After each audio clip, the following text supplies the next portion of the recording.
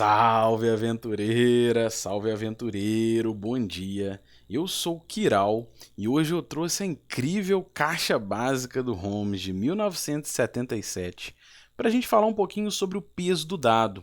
Essa caixa que veio os dados coloridos, a primeira caixa do D&D que trouxe os dados coloridos, né? Os dados originais do Dungeons and Dragons. E eu quero falar um pouquinho sobre essa emoção que a gente tem no lance de um dado, um crítico, um teste inesperado. O que essa emoção imprime? O peso desse dado. Por exemplo, não precisa ser só um D20, mas às vezes você está investigando o ermo, tem uma criatura às espreitas, à espreita, e você vê se você está surpreendido ou não. Traz uma emoção, né? Ou no lance de armadilha, que você não esperava, não pegou o mecanismo da armadilha, e aí o teste, o lance de dado nessa armadilha, ou num conflito contra um dragão, nessa arte incrível da caixa da Grow, né, o nosso querido D&D da Grow. Imagina você num combate com esse dragão, quanto sentimento tem, quanto peso tem cada dado, né? Um teste contra uma baforada, por exemplo, pode ser a vida ou morte. E é um pouquinho sobre isso, né, esse peso do dado que eu quero falar nesse vídeo. E para me ajudar, eu trouxe aqui a ficha do D&D BX de 1981. Eu trouxe uma ficha de um guerreiro de nível 4. E olha como que essa ficha, resumidamente, é simples. Olha só, ela tem o taco, ela tem os atributos, ela tem os saving throws e ali ó, o armor class, né, a classe de armadura e os pontos de vida. Resumidamente é isso. Então, nesse ponto, quando você vai lançar um dado, você tem muito pouco influência sobre os modificadores nesse dado. Você não tem perícia, você não tem item mágico, você não tem vantagens e desvantagens. O dado é muito pesado, né? E aí, lá nos anos 90, eu fui apresentado no jogo GURPS. E um amigão meu que mestrou pra gente muito tempo GURPS, diversos módulos, e mestre joga GURPS até hoje, me falava sobre os três dados, né, os 3d6, e como que a matemática dos 3d6 era mais justa. Eu trouxe aqui um gráfico que mostra a curva em sino. E essa curva em sino a gente pode ver de forma muito clara que quando você lança um D20 em comparação aos 3d6, né, quando tem os 3d6 contra um D20, como que é diferente? Num D20 você tem 5% de chances de qualquer resultado. E nos 3d6, essa margem fica entre 3 e 18, com uma chance mais concentrada entre 6 e 15, e ainda mais forte, né, o seu topo ali entre 9 e 12. Então isso está muito forte. Por quê? Porque isso tem a ver com as possibilidades e probabilidades de resultados entre 1 e 6 com 3 dados ao mesmo tempo. Você tem, na visão dele, isso era mais justo, porque você faria apostas mais justas. Para o D&D, é por isso que os personagens são lançados com 3d6, porque você tem a média mais próxima do concentrado e chances menos prováveis dos extremos, né? E aí isso era verdade para o GURPS. Quando eu joguei Vampiro, de forma diferente, o sistema também influencia nesse dado, porque você tem os pontos de sangue que te dão formas de lançar mais dados, né? Ou, por exemplo, se você fizer uma análise reversa, eu estou trazendo aqui só alguns exemplos, como que isso mexe nos estilos dos sistemas, né? O D&D terceira edição, por exemplo, ele já trouxe as perícias, por exemplo, em que já era uma forma de você influenciar num dado, né, com bônus nas perícias, além do base ataque bônus. Então você tinha bônus de ataque que evoluíam com nível e, de certo modo, isso ia enfraquecendo o peso de um lance de um dado. O D&D quarta edição já trouxe uma proposta diferente, ele trouxe o desafio de perícias, e isso dava diversas possibilidades de camadas de resultados diante de um desafio.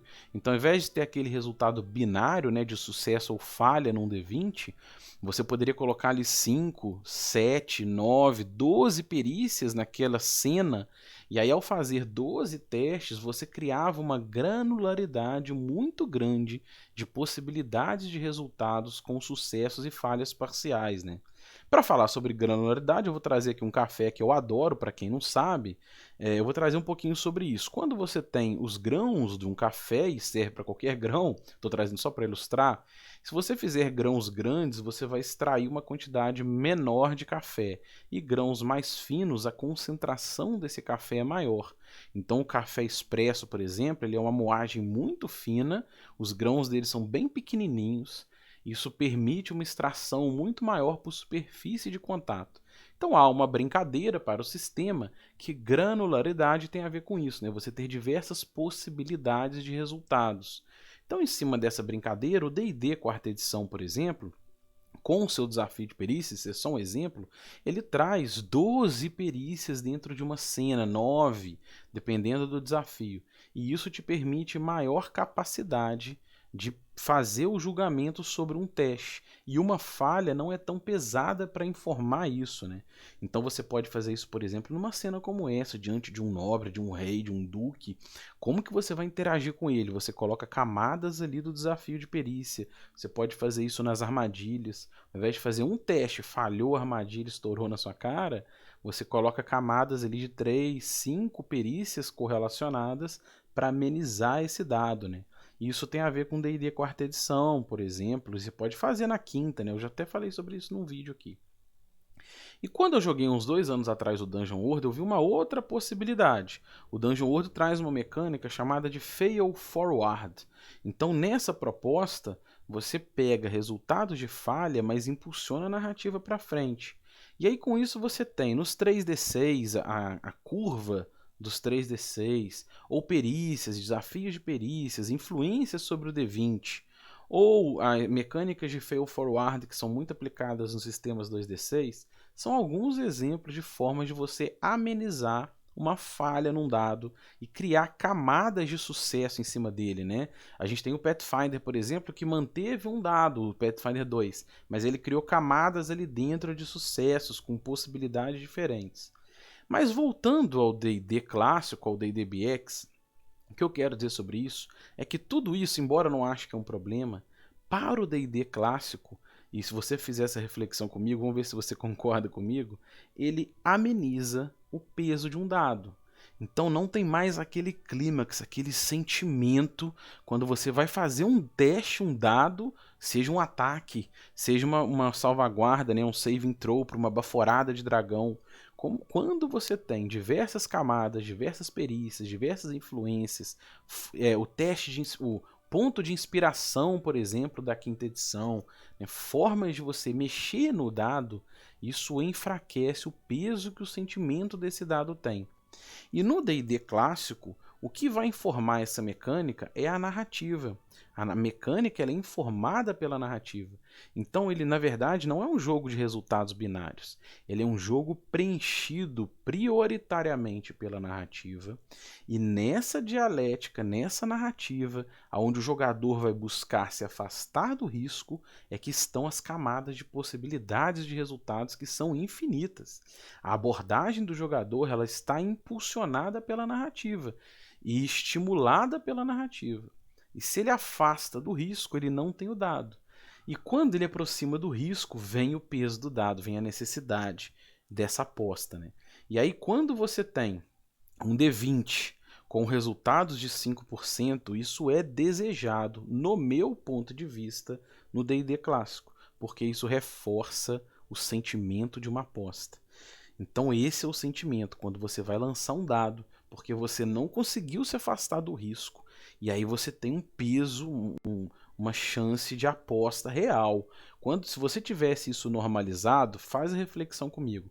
Quando você tem a curva ensino do GURPS, você tem mecânicas de fail forward, você tem desafios de perícias, você tem muitas perícias, ponto de inspiração, automaticamente o peso do dado é amenizado.